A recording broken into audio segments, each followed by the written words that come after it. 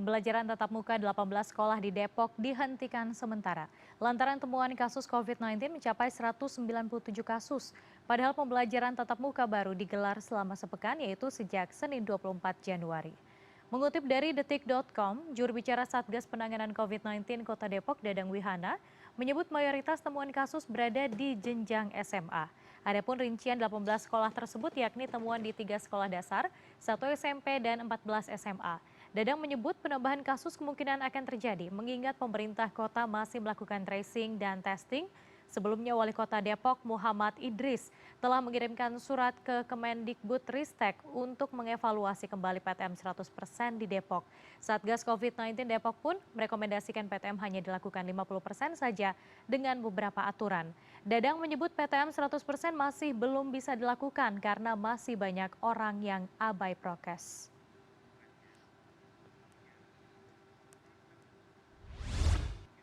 Dan saat ini sudah terhubung melalui Zoom dengan juru bicara Satgas COVID-19 Kota Depok, Dadang Wihana. Selamat sore Pak Dadang, hingga saat ini sudah berapa kasus aktif COVID-19 yang tercatat di Kota Depok? Baik, untuk per hari ini, untuk kasus aktif kita sudah mencapai 2.691. Tertinggi hari kemarin, memang penambahan kasus terjadi dalam satu hari 617 kasus. Sehingga positivity rate kita juga naik cukup drastis dari 9,34% hingga saat ini 11,92%. Demikian pula untuk kapasitas bed occupancy rate-nya itu saat ini sudah mencapai 43%, gitu Mbak Lady.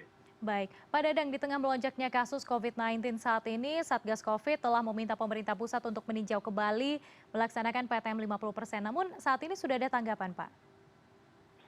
Ya tentunya kalau daerah kami melaksanakan seluruh regulasi yang diarahkan oleh pemerintah pusat. Dalam hal ini untuk PTMT adalah SKB 4 Menteri. Jadi kami mencoba untuk merunut seluruh aturan yang ada di dalam SKB 4 Menteri dan diturunkan di dalam peraturan wali kota.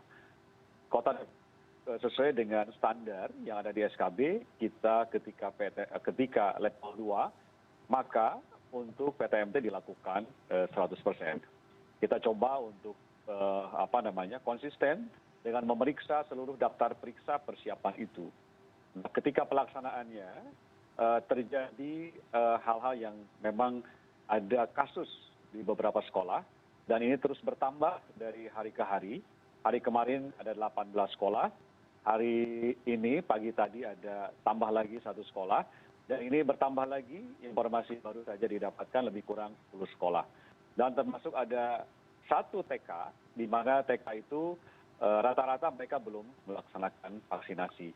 Jadi memang trennya untuk kasus PTMT ini, trennya meningkat, dan kasus positifnya saat ini untuk klaster PTMT itu lebih kurang 200 kasus yang positif. Baik, Pak Dadang, dari hasil tracing jumlah kasus COVID-19 yang terjadi di sekolah begitu, apa Pak hasil evaluasinya? Apakah memang pengawasan untuk prokes di sana sangat lengah begitu? Kalau untuk prokes, insya Allah kami ada satuan tugas di masing-masing sekolah. Kita sudah cek memang seluruh sarana prasarananya. Akan tetapi memang dalam pelaksanaannya, terutama untuk jaga jarak, itu tidak bisa dilakukan.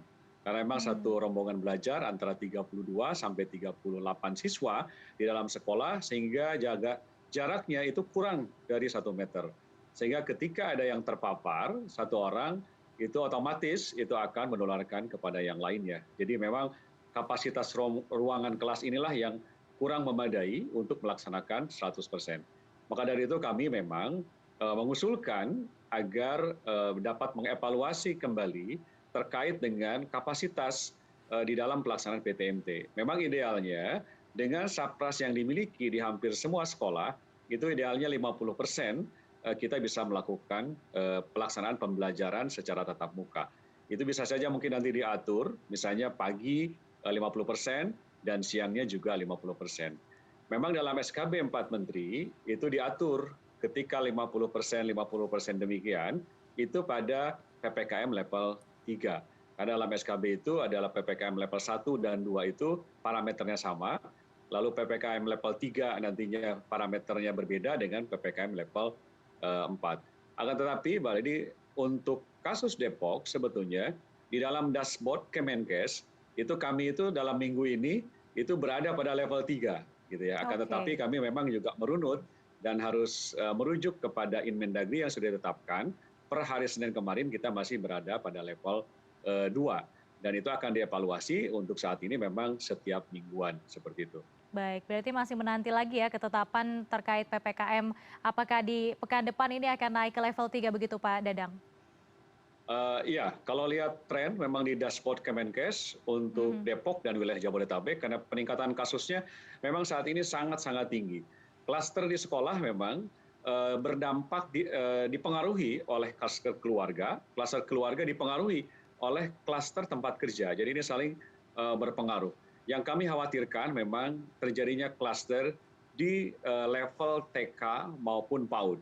Kami Baik. baru menemukan tadi laporan dan kami coba langsung turun ke lapangan untuk memonitor satu kemungkinan besar mudah-mudahan tidak terjadi klaster untuk di level TK ini. Ada gurunya yang terpapar positif, tadi ketika lakukan swab antigen itu ada gurunya lagi yang terpapar. Tentunya memang kami Satgas COVID-19 Kota Depok, Pak Wali sudah melakukan konsolidasi, tadi baru saja kita melakukan rapat, untuk melakukan penanganan secara holistik, baik untuk PTMT maupun peningkatan kasus saat ini terjadi. Termasuk kami harus mempersiapkan saat ini tempat karantina isoter, tempat isolasi terpusat, dan juga yang kami saat ini sedang mencoba bekerja keras dalam SOP penanganan testing ya untuk kasus di PTMT. Karena kalau di PTMT ini ketika terjadi satu kasus, maka langkah-langkah yang dilakukan adalah melakukan swab PCR langsung di satuan-satuan pendidikan. Saat ini Puskesmas, Dinas Kesehatan, Satgas sudah turun. Kami memang memiliki SOP yang cukup ketat dan memang kami Labkesda kami memang dan lab-lab kami ini memang yang saat ini cukup banyak antrian untuk melakukan swab PCR. Baik, Pak Daneng tadi ada sebutkan bahwa hasil dari tracing maka terciptalah ada klaster-klaster begitu ya menyumbangkan angka kasus positif di Depok yaitu klaster sekolah, tempat kerja. Tapi kalau dilihat dari penyumbang terbanyak kasus positif COVID-19 yang ada di Depok itu memang lebih banyak sekolah atau tempat kerja atau memang warga yang berpergian dari luar negeri, Pak Dadang? Yang paling banyak saat ini adalah klaster keluarga dan juga klaster pekerja. Ada beberapa klaster yang sebagai dampak dari perjalanan, demikian pula yang sudah kembali dari tempat-tempat wisata. Tapi yang paling banyak adalah klaster keluarga dan klaster pekerja. Dan untuk klaster PTMT pun itu banyak dipengaruhinya dari klaster keluarga. Karena ayah ibunya positif, menularkan kepada anak-anaknya dan anak-anak sekolah, dan menularkan anaknya itu kepada teman-temannya yang lain. Maka dari itu memang kami sudah mengeluarkan, Pak Wali sudah mengeluarkan banyak surat edaran, ada 3 surat edaran khusus untuk prokes untuk anak-anak siswanya, lalu prokes protokol kesehatan untuk orang tuanya, dan juga SE terkait dengan prokes untuk satuan pendidikan. Jadi kami memang sudah ada pengalaman untuk itu karena memang selama 2 tahun ini dan terjadi peningkatan pada bulan Juli demikian dan saat ini pun kami melakukan konsolidasi hal serupa. Baik, dan tadi juga Anda menyampaikan bahwa memang tingkat keterisian tempat tidur rumah sakit ini sudah mencapai angka 40% begitu ya Pak Dadang. Lalu bagaimana kesiapan dari rumah sakit dan juga tenaga medis saat ini? Ya, kami sudah melakukan konsolidasi dengan rumah sakit di Kota Depok.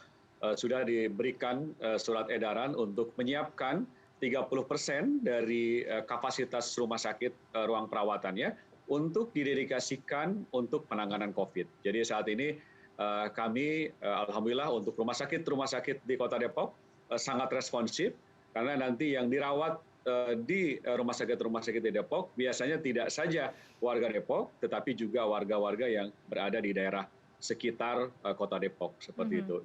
Insya Allah kami saat ini memang sudah melakukan konsolidasi terutama dalam rangka untuk menyiapkan tadi tempat isolasi maupun ICU. ICU pun saat ini untuk bor ICU pun meningkat ya, saat ini sudah mencapai 17%.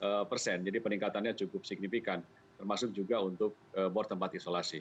Baik. Terakhir Pak, mungkin ada imbauan untuk warga masyarakat khususnya Depok ataupun tempat hiburan yang ada di kawasan Depok, Pak. Silakan. Tentunya pemerintah pusat sudah memberikan arahan dan kami melanjutkan arahan itu.